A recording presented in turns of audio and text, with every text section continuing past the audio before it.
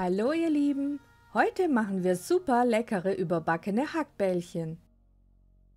Die Hackbällchen kann man auch sehr gut mit veganem Hack zubereiten.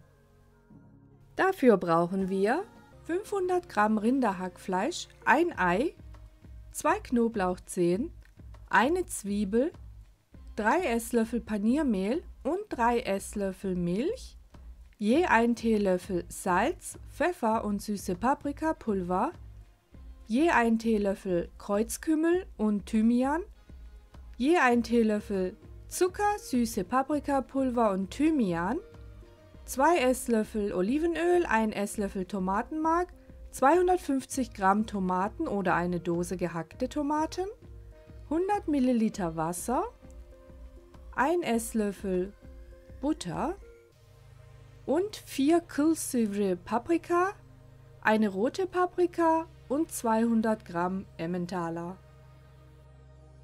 Ich gebe Hackfleisch, Ei, Milch, Paniermehl, die Gewürze, Zwiebel und Knoblauch in meine Schüssel. Die Zutaten findet ihr unten in der Videobeschreibung. Nun verknete ich das alles gut. Danach gebe ich die Schüssel abgedeckt ca. 30 Minuten in den Kühlschrank. Und nun gebe ich Öl und Butter in meinen Kochtopf, eine Pfanne geht natürlich auch. Jetzt gebe ich die gewürfelten Paprika hinein und brate sie 3 Minuten an. Danach folgen die zerkleinerten Tomaten und werden auch ungefähr 3 Minuten angebraten. Und dann kommt das Tomatenmark mit den Gewürzen hinein und dann, wieder 3 Minuten später, gebe ich das Wasser hinzu.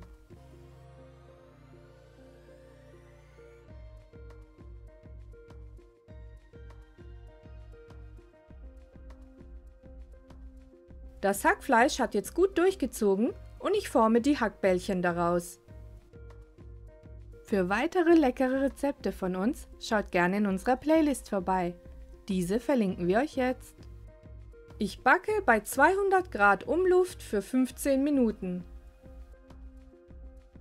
Danach gebe ich die Soße und den Käse darüber und backe bei 200 Grad für weitere 20 Minuten weiter. Ein Tipp: dazu schmecken Reis, Nudeln oder Kartoffeln.